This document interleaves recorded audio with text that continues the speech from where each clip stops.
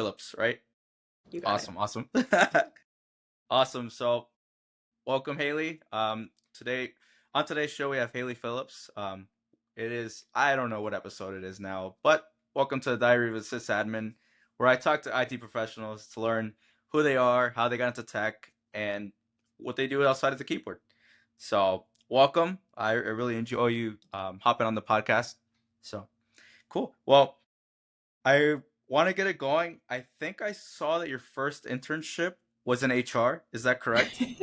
Yeah, yep, that's where I mean, it's funny, like that's when I got like kind of mediocre at Excel. Yeah.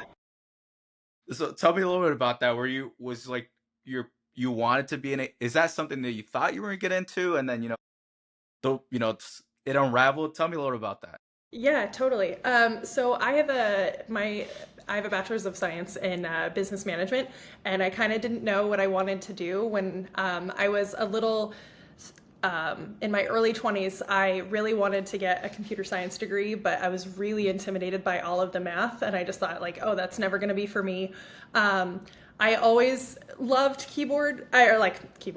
I always loved being online, and I was just obsessed with it. And I was like, I want to do computer stuff all the time.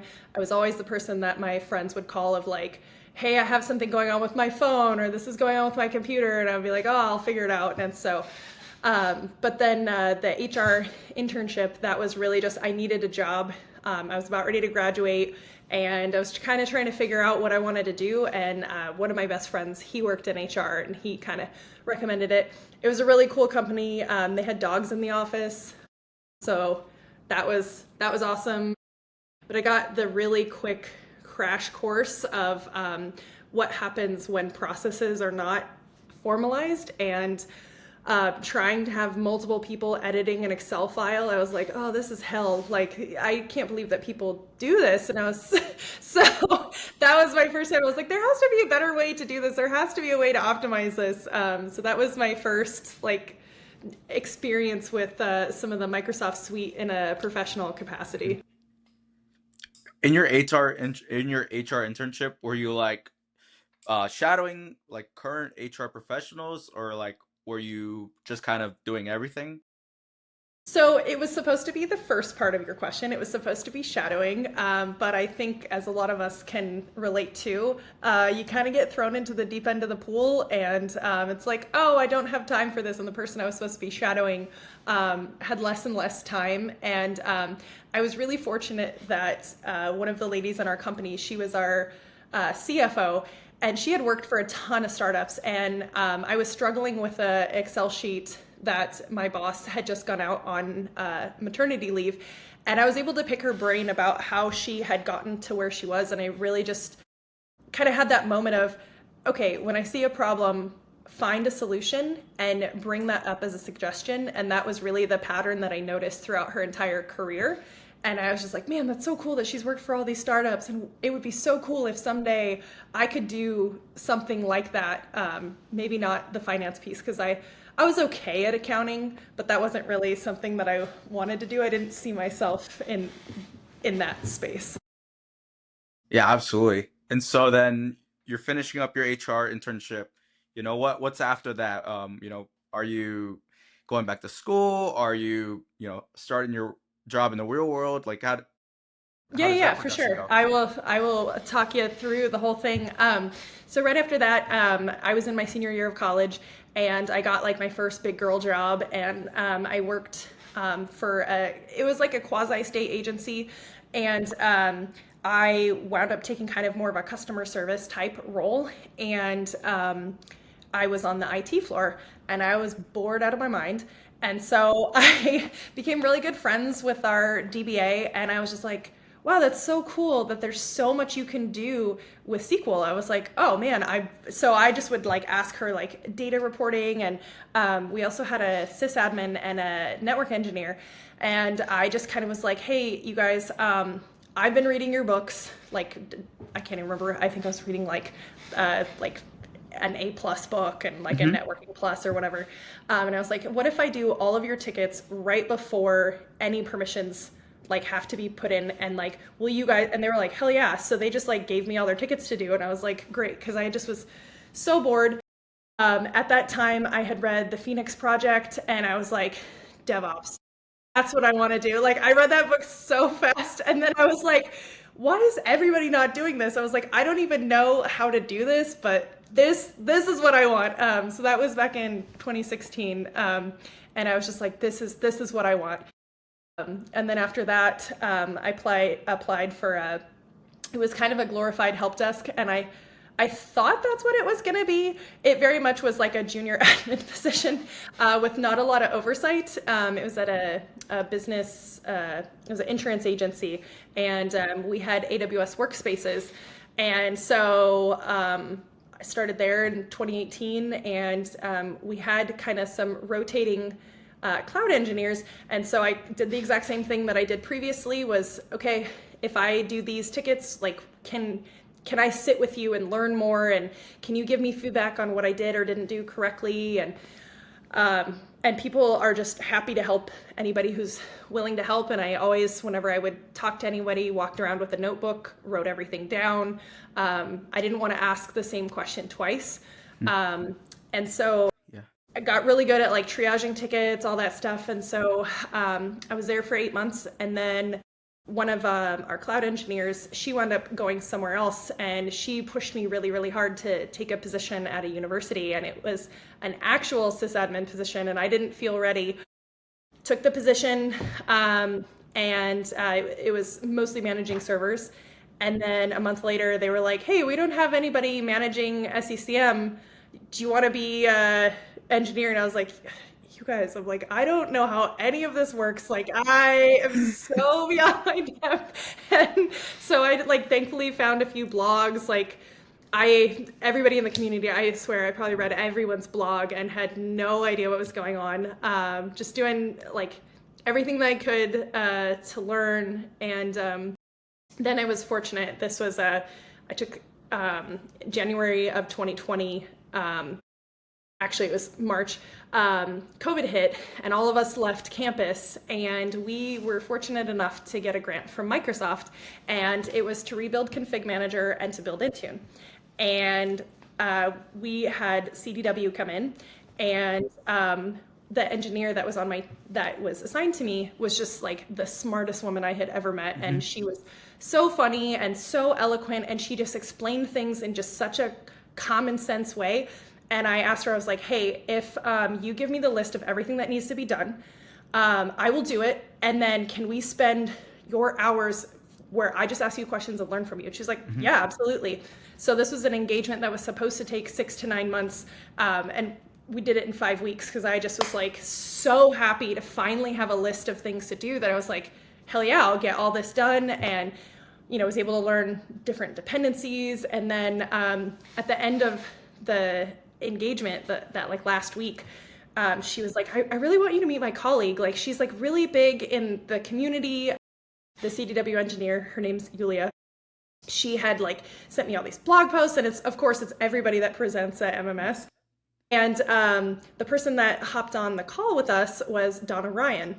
And I got to like learn all about Wimwich and like all this stuff. And I was just like, holy cow, this is so cool that all these people are building all this stuff. And I was like, man, it would be cool if I even knew how to write in PowerShell. Like, I could a bit, but not like a lot. And but that was really how I like got started, was just every person I met, just trying to learn everything I could from them. And just, everybody's time is so precious. And if they're willing to give me anything, I'm going to do the best I can to like learn about it and try to ask those questions of like, okay, so the rule is always this, when does it not apply? And that's just kind of how I try to think of things, of like, that way I can very quickly spot check and troubleshoot. So that's Abs- how I kind of got here. Absolutely. And I'll bring it back a little bit. I think, and I'll make it a bit controversial. I think it is okay to ask questions second time. I sometimes maybe the first time it's a little hard. So I'll it seems like you shouldn't, but I think you can. I think you should, right? Like, if you Hmm. don't get it the first time, like, technology is hard, technology is complex. I think it's Totally. okay. I think it's okay to ask second questions, but I know what you mean though. It's like you don't want to, like, you know not annoy somebody or like make them feel like, hey, you because I've had this happen before too, where it's like, you know, I should have got it the first time, but I didn't. So I'm a little embarrassed, or I'm a little scared the second time. Now I'm just like, I don't care. I'm gonna ask the Yeah. third time. Yeah, no, So, I agree with you. I think that it's really important to understand what you're mhm, doing, and if that means asking a couple of times, I think I'll clarify. It's not that I didn't want to ask the same question again. It was more that I wanted to make sure that when I was asking a question a second time, I wasn't asking it on the exact same from the exact same angle or at mhm, the same depth. I wanted to make sure that I had taken what I had learned the first time and done something with it, and so now mhm, I have a new question. mhm. Yes, yes, and also I think like you being, you were hungry to learn, and you were like having people championing you. I think that was really important too. Like, you know, because you can have somebody like, you know, maybe given the opportunities, but not they're not going to take them. You know, it seemed like you were.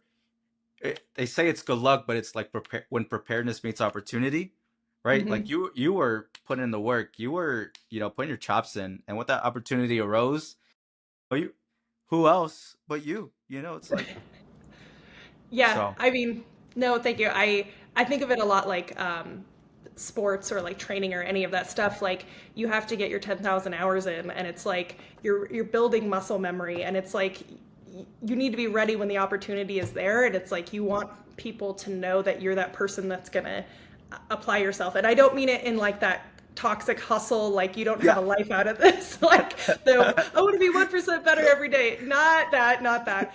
But there is something to be said. Like people want to help people who are trying to help themselves, and I think that that's something that I've seen some people who are like, "Oh, why does nobody want to help me?" And it's like, okay, you also have to acknowledge these people have lives, they have interests outside of this, and like they're doing it out of the goodness of their heart, and there is a level of gratitude that really needs to be communicated in those interactions. Absolutely. And you mentioned that you got pushed into this AWS role, like from your help desk or from your like where you were getting your tickets from the A plus or the networking and the security sysadmin. Tell me about that. I mean, because AWS is no joke. It's a beast in itself. Like, did you Yeah. just? No, I didn't really know what we were doing, but I was just kind of like I don't know. I think because I hadn't started from like a very formal place, and not that there's anything wrong with doing it that way. Like I always thought I was deficient because of that. I had no idea what was going on, so I was just like, okay, data comes from here to here. That's going to be the same wherever it is, and I guess on some level was like, well, yeah, it's not my computer, it's somebody else's computer. So now there's like an extra point of communication. I don't know what that looks like, but how do I figure that out? Like, there's obviously something that is amiss. And so I've something that I have struggled with a lot, and I think I'm finally getting better about it, is I'm not very quick to like label something. Say we're talking about a protocol or whatever, like I usually talk in generalities about said thing. And Mhm.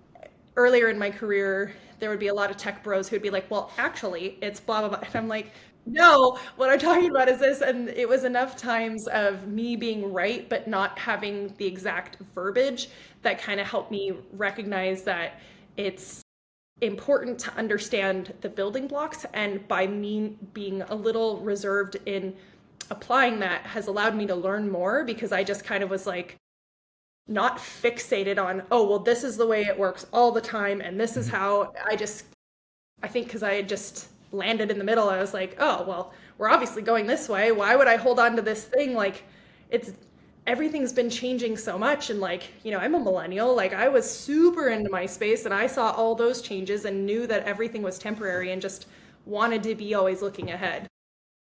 Absolutely. Yeah. I mean, it's and you now that you brought that up, I was looking at or I was watching somebody named what's the name? What's the name?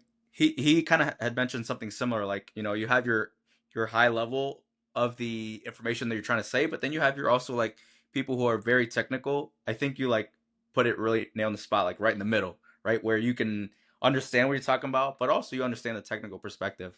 So I think that's a really important like trait to have that. middle ground of, hey, you know the technical chops, but you also have the perspective of, you know, giving it to others in a, not so complex way.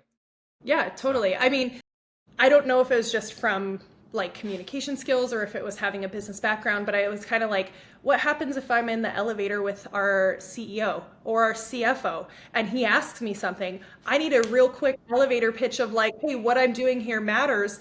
And he doesn't care if I'm like touching this internal relay. What he wants to know is, hey, I've more efficiently routed mail so that way we can get our documents signed faster, accounting, like we can close on deals quicker. Like that's what he cares about. We need business value. Like, so that has always been something natural that I've been able to communicate. And I used to not realize what a strength that was until I've gotten further along in my career. absolutely, yeah. The CEO is not going to care if that app failed and the error code is X2100. Right, right, He just exactly. wants it to work. Right, exactly. And it's no, and it's so like it's so funny because when I like started all this stuff, when I worked help desk, like when I worked, in AWS workspaces or whatever, to your point, nobody cares all of this other stuff. And so how I learned a lot of stuff is I would just, if I had a user who would like tell me this weird thing that I was like, what in the world? I would just be like, hey, can you hop on I don't think we had Zoom at that point, but we had some equivalent where we would hop on like a remote desktop type thing or whatever we had, I can't remember, and have them share their screen. And that was when I really quickly learned like users lie. They always lie. Like, and I say that as a user, like I'm a user too, but just knowing like they don't do IT stuff 40 hours a week. I do. They don't care. They don't remember. They're just like, I'm just trying to get this thing done. I have a deadline or what have you. And so previously I had people on the team who were like, you should just be able to figure it out with this. I'm like, what if there's some other thing on their screen, like, which happened a lot? Somebody was not actually remoted into their workspace and they're like clicking around and they're just on their local machine. And so having those like soft skills of, hey, can you walk me through what it is that you're trying to do? Can you walk me through? I mean, these are basic troubleshooting steps, but that has helped me even, last week. Hey, if you could walk me through, like, what is it that you envision? How do you envision this working? Is it dependent on this specific thing? Oh, it's not? Okay, great. Well, let's make you a solution that actually is significantly more efficient and it's easier for me to manage and it makes a user way happier. Absolutely, yeah. I couldn't agree more. Um, so you mentioned that you worked at university. Yeah. Did you get free tuition while you were there? Man, I wish. So I could have, but there were the only like the program that I really wanted to do is I wanted to get my law degree because I was like, oh, that would be like the exact that would be the degree I would want because like I didn't really want a master's degree. I mean, maybe I would have gotten an MBA, but I was like, man, I don't really care enough about that. And I was thinking like longer term career steps where I was like, oh, a law degree would help me if I decided that I wanted to go into policy or like if I wanted to eventually become a CISO or something like that, which who knows? But no, that was one of the programs. They were like, nope, too expensive. We're not going to let you have that. And I was like, fine, fine, whatever. Yeah. Did you at least get to dabble in any law classes or, try it out? So in my bachelor's degree, I did take some business law classes, and that was what I really really enjoyed doing. And I still find lots of ways for it to apply to my job now. There's like a lot of policy that I read or write or contribute to. And so I would like to do it more, but I have quite a few attorney friends. And so, we'll go out to drinks or something and I'll be like, hey, I'm thinking about this. And what about this precedent? And how would this work? And, it's mostly just like shooting the, but Yep, it's, yep, it's yep. fun nonetheless. Like if I ever like make it big or something, I would happily go to law school. But at this point, I'm like, I don't want to, start all over again and have all of that stress and hustle that hard again for who knows what kind of career I could make out of that. So You still can. You still can. yeah, I still can. But it's that whole like a law of diminishing returns, and it's like I've run some numbers, and I'm like, yeah, I don't know that I want to do that. So yeah, yeah. So you're your company is a gaming company, I believe, right? Just Yeah, I'm gonna keep yeah. it general. No, Uh, I appreciate it's it.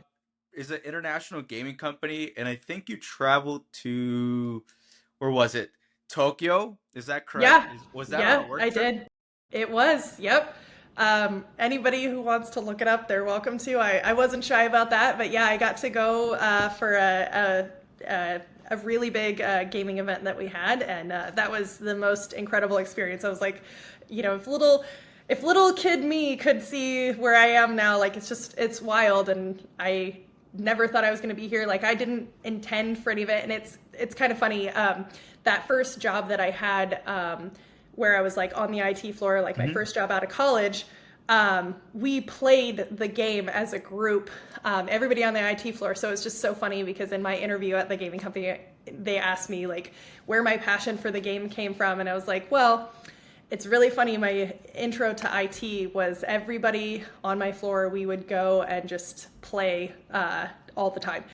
I feel like it wouldn't be very hard for people to figure out what I'm talking about. But anyway, we would go outside and battle gyms and like all kinds of stuff. I feel like I'm giving it away at this point, but yeah. So was was that trip a long trip? Was it a short trip? yeah, so it was a week, and then which was amazing, and then I added on another week to go and explore, and yeah, I can't wait to go back to Japan.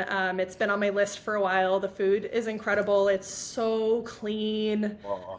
Yeah, and just like the train system is so easy, and this is such a silly thing, but it just meant a lot to me. So every train station has this like really cute, unique melody sound. So if you've ever heard Japanese rice cookers, when they're done, they have these like really adorable, not obnoxious, like um, bell type melody.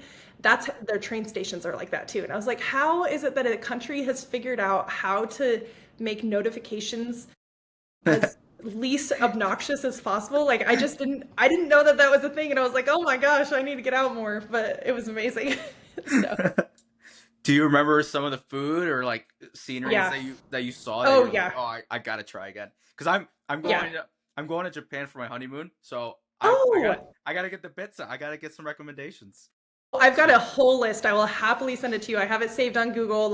Oh my gosh, I have so many recommendations. One of my best friends, she just went recently. One thing that's nice about well, I don't know what it is like right now with everything that's going on in our country, but yeah. previously the dollar was so strong that it was like, I think the yen was at like 60 cents on the dollar or something. And so not only is it already affordable, but then on top of that, then you have the exchange rate Mhm. working in your favor. But oh my gosh, you're gonna have a great time. It is the best experience, and it's so safe. There's different areas of Tokyo, like suburb, I guess they're suburbs, boroughs, what have you, that are like different. Tokyo Like some rose of the was a more name like given by gamey. Allied troops in the South Pacific Oh, during sorry. World I War guess II to my all Siri female is like English-speaking radio Siri, stop. broadcasters of I'm Japanese. sure that's great for your podcast. Now I'm now I'm What's outing wrong with myself because Claire? I thought I had like a neighbor, and I'm like, what is going on? I think she's being quiet now. I don't know. It's so funny because it's like the times that I yell, it's like I can't hear you, but then the times that I'm clearly not talking to it, here we go. So, technology. I'm really good at it, I guess. No, yeah, but I saw that and I was like, I have to ask about Japan. So Yeah. I'm glad that you had a good time. So did you like bring anything home like a zoji rushi rice cooker or like some Yeah, knives? I didn't bring back knives, sadly. I had a few already. The next time I go, that's on the agenda. I do have that rice cooker. I didn't buy it in Japan. I wish I would have. I bought a ton of sunscreen. I will tell you, when you go there, make sure you buy tons of sunscreen. Super important because our sunscreens are not as good as Asian and European sunscreens. That's for, I don't think that anybody watching this podcast is really gonna like want to know my whole diatribe about that. Like that's what I'm like really passionate about, but I will happily give you a list. No, the food is just beyond amazing. Like I was at 7-Eleven all the time. Lawson's is amazing. They at Family Mart. Oh my gosh, I practically lived there. They have this chicken right at when you checkout. They call it Family Chicken. Make sure you get the little button that is there too, because you can put them together, and it's just everything is made like. There's just so many things that I just wish that we would do here in America that it would just make life so much easier. So, Absolutely, yeah. I mean, if we had a train system oh my gosh. uh, like that's for another day. But yeah, we'll get back to technology. Yeah. Sorry for going on this rant. No, Um, happy to. but yeah. So tell me, like, at your one role, you all got a grant from Microsoft, and you that's when you really started delving into SCCM, ConfigMem at the time. Is that correct? Mm-hmm. Yep. Um, like what did you think of it? It's kind of a beast. I don't personally work with it a whole ton, because I started in the clouds, but Yeah. I I work for a company who has products for CM, and I have much respect. So yeah, tell me about that. Yeah, for sure.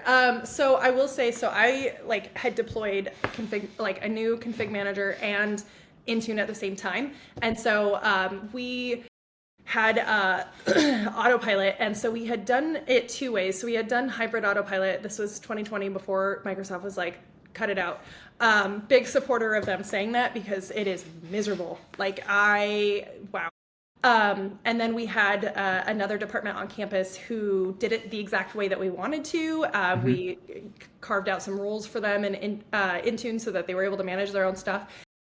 Absolute piece of cake, total dream. And I was like, this is the future. And so it was weird to me. So there are things I liked about and do like about config manager, but there's so much that you're managing that like you have to be good at to a degree at networking. You have to be good at identity management. There's device management. There's SQL, IIS. I have broken IIS multiple times, and not that Intune is like without its quirks, but I just think a lot of times people kind of give it unnecessary critique, where to me it's I almost wonder. Now this is, I know that there are specific scenarios, like I worked at a university where it was very challenging when you have giant installs of like AutoCAD and whatnot, and I know that there's manufacturing and like a couple of unique scenarios where it would be really hard to manage the level of deployment needed with Intune. Now I think that those scenarios are getting smaller and smaller and smaller, and people forget how far Intune has come. But I really like being able to kind of just like set and forget. Like, I want to be in a cloud first world. And I think a lot of it comes from fear, is like people get really good at a thing, which is awesome. But then, like, say for instance, they get really good at reporting and get really good at SQL. And then they're like, well, I don't want to go to the cloud because now how do I do that? And I think the thing that people can, and I mean, I catch myself doing it too. And so I'm calling myself out in this as well. You finally get to a level of competence and like skill, and you're just like, oh man, I don't want to change and do the new thing. But the thing is, that's the whole point of being in technology, is it's always changing. And so, automating your job, you're not going to automate yourself out of a job. It's really not possible. I mean, the more I've automated, the more I have to do. And I started automating things because I needed to get stuff off of my plate, and then just more came on my plate. And so I think it's really easy for people to be like, oh, no, I hate Intune. But it's like, there's so much cool stuff that you can do with it, and it just makes your life so much easier. And being able to drop ship a laptop to somebody, huge. Defender for endpoint, of like, I mean, you can see the entire like life cycle of where the Hmm. attacks are coming from. You can threat hunt. Like, I mean, to me that is just so unbelievably cool.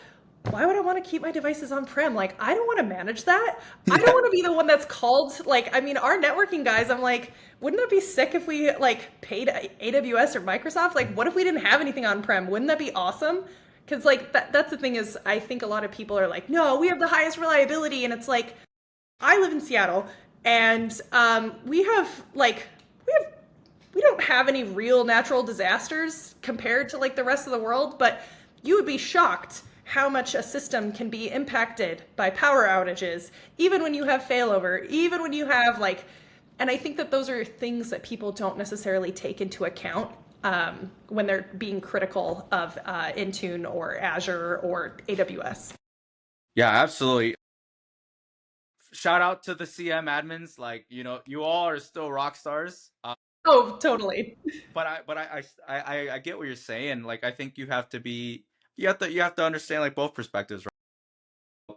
If you still have a need for a CM, like, hey, Totally. that's your business requirement. But like, there is also different alternatives. You just want to manage your devices in the cloud. Like, there are like, business requirements. I'm just trying to be nice to both sides. That's No, all. totally. Totally. I yeah, but but I I but I get what you mean. Like, I if you're in a if you're not good in those not good in those areas, but if that's something that you don't want to focus on, like, let Microsoft or whomever like worry about that infrastructure, worry about the networking and the redundancy. Like, yeah, I totally. if you left it up to me, we would not have a server. Like, that server would be keep coming out and off. Like, oh, I Yeah, was supposed to turn that on, but yeah. totally.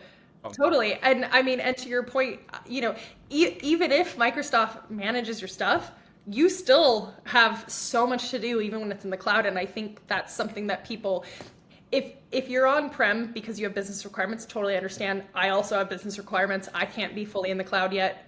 I can't wait till we can. But at the same time, if it's like fear that is preventing you to move, like there is not less work in the cloud.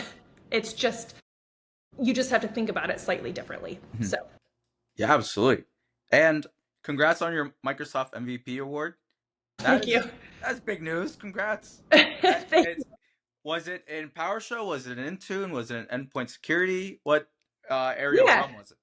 Yeah, so the space is security, but Intune is under the security umbrella now. So yeah, it was wild that like all those times of like crying about hybrid autopilot, like definitely, definitely helped. I will say, and like managing endpoints is like how I like really got started for sure. But kind of to your point about managing on-prem, there's a lot in Azure that has made my life easier because we at my company and at lots of other companies we have a mixed infrastructure, and like that gets hard to manage really quickly, especially when you're trying to take stock of everything that you have as a org and then trying to find those opportunities of reducing complexity in your environment and also communicating that to your team, to the larger department, to your org. Like those things can get really hard, and I'm just really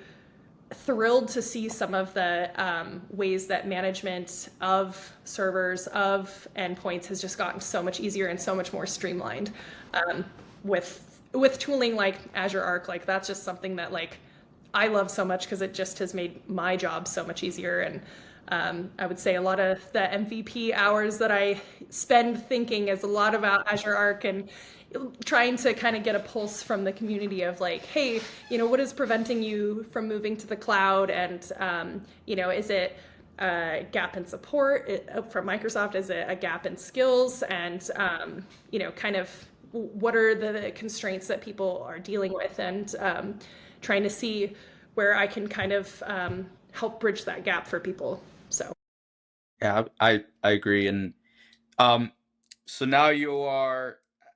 So what was the transition like from the university to the gaming company? Were you like going to take on the endpoint system at your gaming company, or like, how has that progression been like as well? yeah, totally. So at the gaming company, one of the reasons that I was told later that I got hired is they had asked me how I would have handled Log4j, and I was talking about using, yeah, and I was like, well, I mean, I would use proactive remediations, and I had talked about it, how I managed it in Intune, which this was now 3 years ago, so I can't even remember exactly what I did. That's a little embarrassing, but just talked about how like I was trying to move infrastructure to cloud and how I was doing that, like trying to get off of config manager. And not because there was anything wrong with config manager, it's just it works really well when it works, But if you have somebody else in there, which who doesn't, there is a level of skill that is needed so you don't break everything. And I was talking about how I was trying to get away from that. So when I got hired, they were like, hey, you can be the liaison between our systems team and InfoSec. And they really wanted me to kind of get patching under control on endpoints and servers. But they're like, you're going to manage Intune and you're going to manage Jamf. And you're going to manage servers. And I was like, wait, hold the phone. What? And then I was like, okay. And what else are we doing? And then I got some like automated patching in. I not to like shout people out, but we got Patch My PC in, and that was awesome to like finally not have to like be packaging apps, and that allowed a lot of breathing room for me. Got a bunch of our vulnerabilities down, and then I was told like, hey, we have this rogue AWS environment, and it needs to be patched. And I was like, what the hell? This hasn't been patched in like 5 years. I'm like, who has even been logging into this? I was like, how did we not know about this?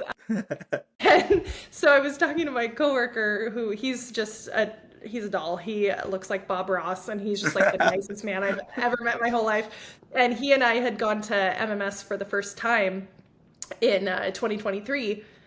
Yeah, it was 2023. And so when I found out about the rogue AWS environment, it was that fall. And he was like, hey, have you thought about putting Azure Arc on them? And he was like, then you could have a single pane of glass for, and I was like, that genius idea. And I was like, okay, I'm gonna run with this. And so that's what I did. And so was able to get all of our server patching down significantly, because it was like, because we were using, I can't even remember what it's called. Again, I feel so bad. But we were patching with like log analytics and some deprecated Azure something now.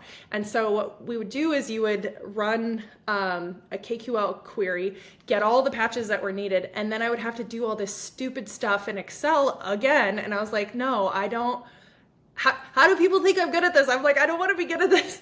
And had to make all these like change notices and like all of this stuff. And it was just so exhausting. And I remembered something that Adam Gross had said to me when I was at MMS. I went to his like birds of a feather thing. And I was like, well, it just makes me mad that like whatever I was patching with, I didn't have the granularity on it. I was like, I only want to be able to select specific things or whatever. And he's like, why are you making it so hard for yourself? Like, don't you want all of the patches there? And I'm like, well, what if they break something? He goes, so? He's like, then you'll figure it out. That's why you test. And I just kind of had that moment of, man, what if I'm making it too hard for myself? And that has just kind of been the, if there was one tagline that I had for myself, it is probably that. Like, I just make things too hard for myself and like overthink things. And so when we arced everything, I was like, yep, I'm not doing any of the Excel stuff anymore. We're doing all these update classes, and business owners like, hey, then you need to go get an exception from InfoSec. And so of course InfoSec was delighted. They were like, hell yeah, you're going to patch more? Great. And then I didn't have to be the liaison anymore, and it made my life so much simpler. And that's when I was just kind of like, oh my gosh, this is a great way to start getting our servers off being on-prem. And I was like, I can now start running automation accounts from information on that server. I can now use managed identities. Like, there was just so many things that move allowed for me to do. And I was like, wow, I get to manage our servers, start deprecating them, and also work on a bunch of these cloud skills that I really, really wanted. So it was a win-win, and I thought I would have less work to do, but I just seem to be accumulating more. So Yeah, it's funny that you mentioned that, right? Because it's like, yeah, obviously you're offloading some of your work to the automation, but then now you have to focus on the automation bits. So yeah, it's a totally. It never ends. It never ends. it does it. It does it. And then you have all this backlog, and then you got all these other Yeah, things that you like. Oh, I know about it. I should get to it, but right. so it's Totally. yeah, it's it's a race that I don't know, we can't win, but it's a race that we're running. For sure. For sure. Yeah. It was so funny because I remember thinking like, okay, when I first built my like very first like lab and like built everything out, and I was like, oh yeah, this is going to be great. Like, I'm finally going to get the environment I want. Nobody's messing with it. I'm the problem. Like, it's me. I'm like, who did this? And then I'm like, oh, of course it was me. And so Yeah, it's just kind of like it never ends, and like there's no perfect state to anything, and like you're always cleaning stuff up. And so I would say that it is only further proved to me that I have to save myself from myself. And so I would say, if anything, that's why I'm even more of a fan of automation now, because it's like I do stupid stuff and I gotta clean it up real fast. So yeah. Oh yeah, because who doesn't? Because nobody tests in prod, right? So. Yeah, I was like, "What's that?" I was like, "Is it even prod if that's your only environment?" I Anybody who is like in security, I'm like, "I didn't say that. I didn't say that. I'm only talking about Alleged, my lab." Yeah, allegedly, allegedly. I heard allegedly. that somewhere walking around Seattle. That's where I heard it. Yeah. So who is Haley outside the keyboard? What do you like to do to like unwind? Obviously, like IT is you know pretty stressful, or it can be, right? Like, what do you do to unwind? Yeah, so before I like really got into IT stuff, so I've always been like very big into sports, but I powerlifted for quite a while, and then I have a shoulder injury that I'm about ready to go get surgery for, so I can do it again. But yeah, I was very much like in the gym. I was early morning for a while. I'm not really the biggest morning person. If I'm up early, it just it's me setting myself up and like knowing my weaknesses and just like okay, making it the easy choice to do the right thing.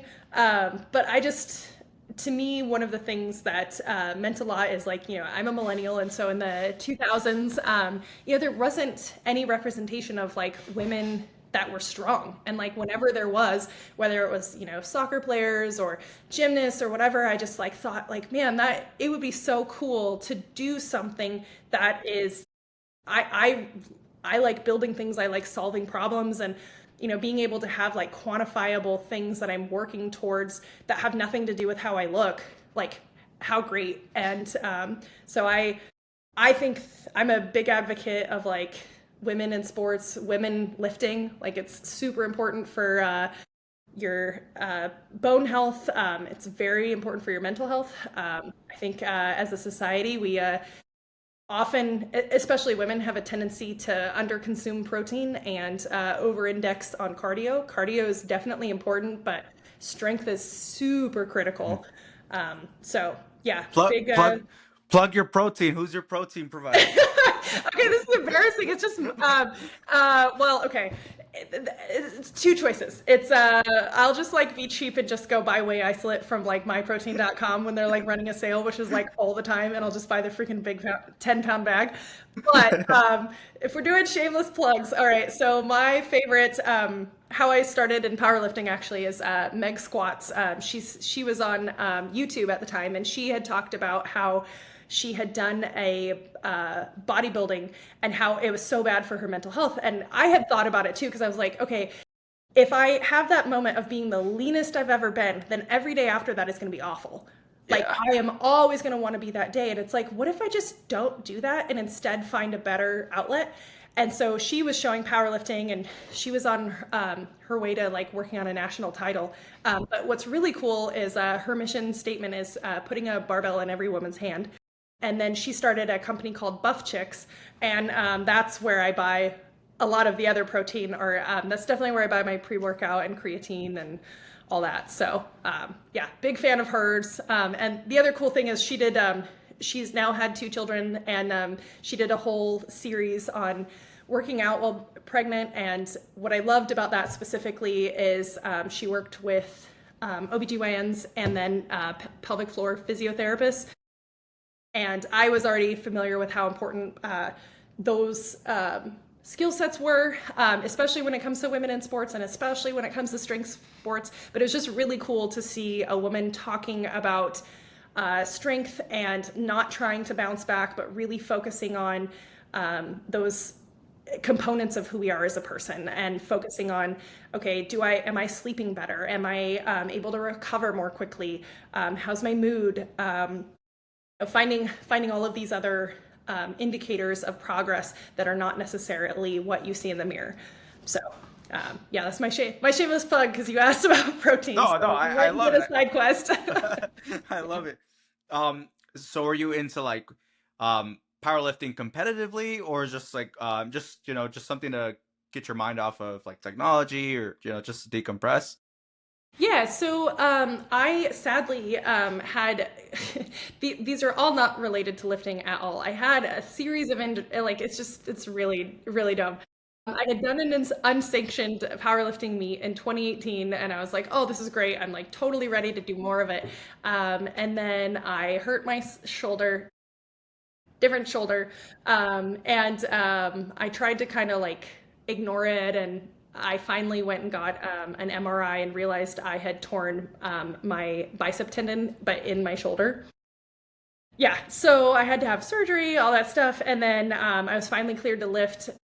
Surgery in November of 2019, was cleared to lift in January. So like I was in the gym from January until March, like non-stop, and then COVID happened. Yeah.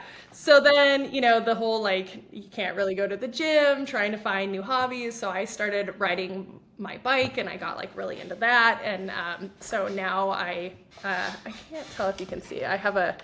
I cycle a bunch as well, mostly because I just hate running and I like looking at pretty stuff. And so it's like, well, I can get out of my apartment, I can go see pretty stuff, and I don't have to run. And also, like, I'm not gonna walk. I like walking is too slow, so I just was. That's why. But anyway, that was a long story long to say that would I get back into doing it competitively? I would definitely. I would consider it. Like again, it takes a lot of effort. Not that I wouldn't do it. It would be just more like I plan on after the surgery. Once I get back in the gym, like start getting closer to some PRs, see how that goes, and then just kind of see how my strength is building, and then reassess then. But yeah, I like having a goal to work towards, but I also know myself, and I kind of have a tendency to be like a lot all or nothing, and just like let's go do the thing. If we're gonna go, or like I'm not just gonna do it. I'm gonna like go big, and I do that on accident to myself all the time. So yeah, yeah. And then I also ski, like super hardcore into skiing, and so yeah, I feel training for powerlifting would probably conflict with that a little bit because they are the same muscles, but they aren't at the same time, and being able to get enough recovery. It would just kind of depend on how close to meet I would be in order to determine that, because unfortunately, skiing is very expensive to get a pass, and if I'm going to buy a pass, I'm going to go all the time and get my money's worth. Do So, you do yeah. you have any like or what do you call it, like ski paths, or like here one of the courses is called Afton Alps, and it's part of like one of these big corps. What's it called? Like Breckenridge. Oh, yeah, yeah, yeah, yeah, yeah. Yeah, so in Washington, I really wish it wasn't. There we have our like two really big mountains are owned by some of these conglomerates, like Altera, which runs the Icon Pass. That's Crystal Mountain is on that pass, and then Stevens is on um, what is that pass? Epic, and I don't remember what Epic. company owns that one. Epic. Yeah, so and it's annoying because it's like, why couldn't you guys all be on the same pass? But that has really not been great for the industry, and so it's I'm kind of debating whether or not I'm going to buy a pass again next year because I'm just really upset with like how they're price gouging people. And if it was going to employees and it was going to like better, safer equipment, absolutely. But it's not like it's going to these conglomerates, and it's like I don't see it contributing to a safer sport. I don't see it being contributed to environmental initiatives. Like I just don't see it helping the industry be around longer, and that's the thing that scares me is like, oh, you guys are milking all of the money, and then what happens in 20 years as we get less and less snow. So Yeah, no, it's a tough one. Like, it's a sport that you enjoy, but then somebody monetized it. It's like, oh, Totally, totally, exactly. And it's like, yeah, so it's kind of one of those things that this next year we do have another mountain that is locally owned, and I'm gonna try to support them a lot more because they just take better care of the land. They seem to take better care of their employees, and it's like, and that's really, I want to support kind of those companies that care about their employees, care about the longevity of not just the resources that they're using, but also like the industry that they're part of. Yeah, absolutely. And let's see. I did want to cover. I'm gonna have a overrated because I'm gonna be in Seattle next week. I'm gonna go over overrated or underrated on a few different things. Perfect. Yeah, I'm happy to. Yeah. So the Starbucks Reserve, underrated or overrated? So if you go to the Starbucks that is in Pike Place, I have heard from tons of people that's overrated.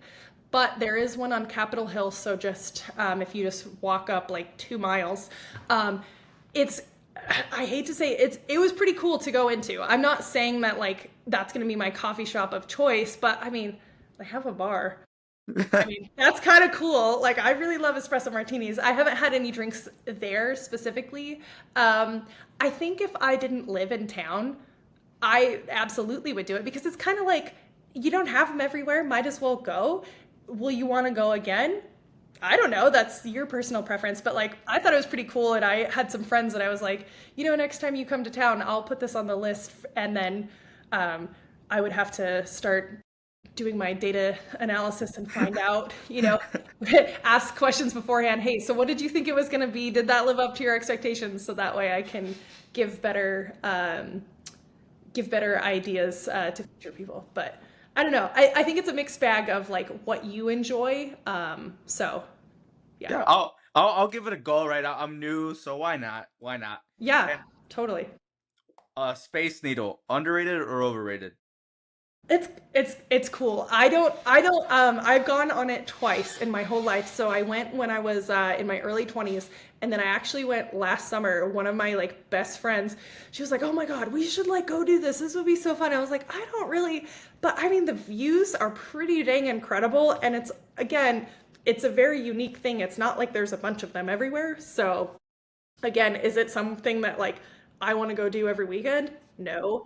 But it was really fun the times that I went. So yeah. um, Pike's Place Market, underrated or overrated? So little column A, little column B. It is like the fish market is super cool watching them like throw the fish. Like, I mean, do you like fish? Yeah, yep, yep. Okay, okay. Yeah, then because I was like, I probably should have started there. They have like at least last year they did. I don't know how pricing is now, but they have like flowers and like bouquets of flowers for like $10 that are huge. And I just think it's kind of cool because it's essentially a farmer's market that is there every single day. There's a million people. So, but also they just finished construction of like the landing and whatnot. So like you can go walk all the way down to the aquarium and like walk to the bay and like see everything. And so they've really done a good job. So Pike Place, I would say, I think everybody should go. Is it going to be the best food that you've had in Seattle? I haven't had all of the places there recently. There are better places, but I think if if I only had like 24 hours or something, like totally, I would recommend when going to Pike Place, go to Old Stove that's right on the water because you can sit right there and you can see the Ferris wheel, you can see the Sounder Stadium, you can see the like you can just see everything, and it's just I personally think it's so cool to be able to like see all of that and then also see like the sunset on the Olympic mountain range and the ferries, and there's orcas. Like, I mean, I think that's pretty magical. I don't know. I'm on TikTok all the time, and so I'll see people who like post about the orcas, and I'm like, why is this never my life? I'm like, I like have never seen them here in Seattle. I've seen them other places on the Puget Sound, but not there specifically. And I'm like, man, every time I'm like, you gotta be kidding me. So yeah. I'll bring it back to technology. Um, Being in technology, what are some things that you have excited you or are exciting you for like the future? Obviously, like some of my previous people have been like AI, like the ways it can do better, or not do better, but how do I say like improve things, etc. Like device management, you know. Although somebody was like, it hasn't really changed much from really from a bird's eye view. But I'll leave it to there. I just Yeah, wanted to give you sure. some surface. Yeah, no, I appreciate it. I will say, kind of like, I'll make a quick comment about AI. There's some people that are just like, oh my gosh, everything about AI, like as if it's magical. It's not. I think it's really cool. Like, large language models, like, absolutely, that's amazing. But kind of just like everything else, the data that it's pulling from, you're only going to get as good of responses as the data that it's coming from. And so, as we're looking further into that, I think it would be a good idea for people to take their data privacy labeling very seriously. That's something that we're currently talking about at my org. But things that really excite me, I would say, is that more and more seeing infrastructure as code starting to make its way even into the endpoint space. So one of the things I'm really excited about is looking at ways to manage endpoints and really just anything as code. And so that's going back to the whole DevOps thing of like when I was first excited about it in 2016. My coworker that I had mentioned, who looks like Bob Ross, he had he had been a DevOps engineer, and he'd also been like the man has done like everything, and he's so humble, and he'll like never tell you it, but he loves automation. And when he first started, like this is actually really embarrassing. I was just genuinely scared of it. And so that's why and also like, I only knew tech bros who were like, oh, you're not actually this unless you can do everything on the command line. And I was like, well, what if I like blow something up? Like I just had a lot of anxiety and still do. And so it wasn't until he started that I realized like, oh, wait, there's GUIs in Linux? I was like, I thought this was only command line. And so he brought Ansible into our environment and like taught our network engineers how to like manage all their configs, source controlled and with playbooks. And I was like, this is the coolest thing ever. And I installed a Windows subsystem for Linux, and I was like, oh my god, this is amazing. And being able to start kind of doing like desired state configuration, which I know has been around forever. I just didn't know about it. And so that's one of the things that I'm like really, really excited about is like doing kind of a more DSC type model where it's like, I set the config, nothing changes. You're not having all these calls back and forth, and it only changes it if I change it. And that's one of the things I'm really excited about being in this space. And one of the things that I see people who are really big into Azure who've already adopted, like for instance, Terraform and Bicep templates. Those are things that I'm working on a lot more and getting my team comfortable with, and trying to kind of really adopt that more DevOps mindset, because I think that a lot of people kind of get the idea of like, oh, I'm just a sysadmin or I'm a sysengineer. DevOps is like for developers, and it's like, no, no, no, it's really just a mindset. And also, don't you get sick of clicking things like 500 times? Or what happens when the button moves? Or Yep. like what Yep. happens when like you're drinking too much coffee and your hand slips? Or you know what I mean? So like again, those kind of saving yourself from yourself. Like I'm really big on. I have just been so excited of those like building pipelines. I've been really big working on a bunch of GitHub actions and having actual dev environments and prod environments, and making those changes go through testing methodology, because it's like the amount of times that things have unintended consequences is a lot. So I would say that that's what I'm just really excited to see these conversations getting more and more normalized. It was great at MMS to kind of talk about more DevOpsy things, and people weren't immediately like, oh no, don't tell me about that. They were just like, wait, you mean this is just source control? And I'm like, yeah, like really, that's what it is. Obviously there's more and more mature implementations of it, but really the point of it is to fail quickly. And I got that piece down, so I just need the rest of my team to, and we're getting there, and it's really exciting just to see like having a stable configuration, and really allows you to focus on bigger initiatives and faster support of like product initiatives at like our company or really anywhere. Like it's just nice because I think everybody can relate to what if you have if you have like 15 different types of laptops, it's really hard to manage. But if you have a consistent fleet, and it doesn't even have to be like only one version, but like if you have the exact same config for everything, like it just makes your life a lot easier. Like stop trying to manage all this crazy stuff, and yeah, I that's what I'm excited about. So Yeah. Shouldn't we try to aim to make our lives easier? yeah, no, I exactly. I'm like Yeah. I don't like doing all of that stuff, and it's like it. I mean, I think it's I think it's really cool to like, especially with the conversations around AI.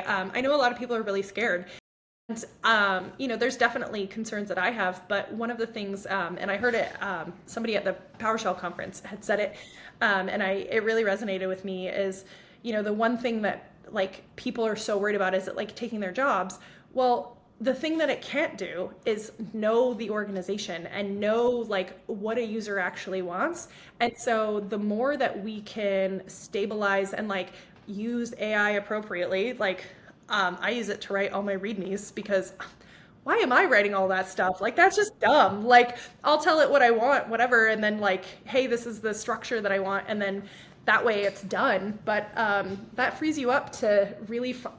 There's so much innovation, and I would imagine in lots of companies, how cool would it be to be able to sit at lunch and like talk to somebody about, hey, you're in accounting. What's the like really frustrating thing? And they're like, oh, this thing, and then you find out I can save them all of this time, save me all of this time, and we have better processes. They don't, the rest of the org doesn't look at IT as this cost center, but instead is like this really collaborative partner that is super critical in the success of the organization. And so those are things that I'm excited to see changing. Like, it's those people skills, those soft skills. Like, it's never a technology problem, it's a people Yes. problem. So. Yes. Yes, absolutely. One of the things I ask people too is, what kind of advice do you give for somebody, starting in IT or thinking about getting into the IT workplace?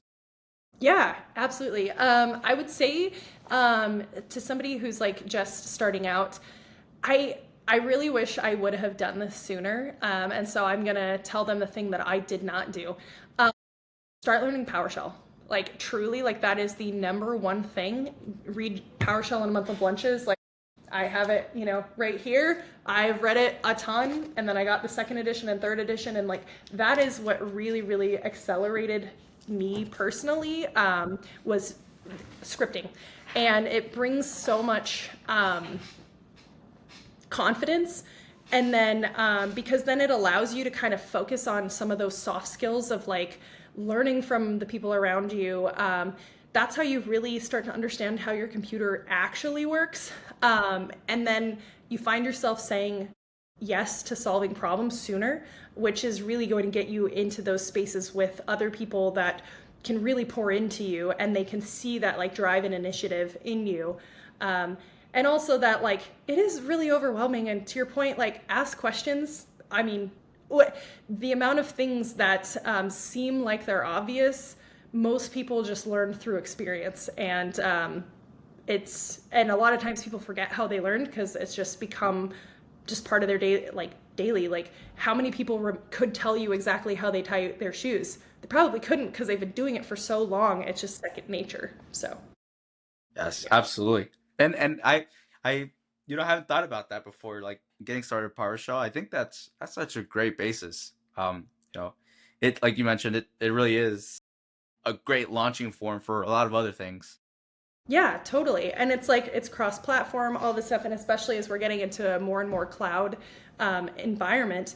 What I think is so cool about PowerShell is I can use it with Ansible. I can use it with, I can use it with really anything. And so it kind of helps, at least for me especially, it made it really clear how many things I could manage, how many things I could do. And there's I know with more and more AI coming, I've heard people are like, "Oh, we're not going to need anybody who codes." Mm, I've seen the scripts that ChatGPT, Gemini, GitHub Copilot, like, I'm sure that they're going to be like, Haley, you can't say that. And I'm like, well, if it would work better. But even if AI did everything, you're still going to need to validate and make sure, and there's better ways to do things. So there's so much opportunity still, and really looking for that opportunity to kind of be what bridges between IT and the business. I see as a huge opportunity. So if somebody was just starting out, I would encourage them to go to therapy and PowerShell. And I mean, and therapy mostly just Yes, because I yes. think it's so critical for communication skills. And it's like most of us haven't had it modeled, like how to move through life very well. And, having those opportunities to have a safe space that you can, I mean, I personally think that therapy is like going to physical therapy. Sure, you can walk, but is that actually how your body is, like your biomechanics should be working? And I just think it's really helpful and underutilized. And I would love to see more people really kind of get to know themselves well, and then you get to show up really well for your colleagues, for your business, for the world at large. That's not to say that you always will show up as well as you mean to, but at the very least, you'll be able to kind of give yourself grace for those opportunities that maybe you didn't take as quickly as you wish you would have. So, Absolutely. No, and that's super important. That's, you can't take care of others if you aren't taking care of yourself. So yeah, yeah, I'll absolutely. I'll leave it there. And I'll stop it here real quick.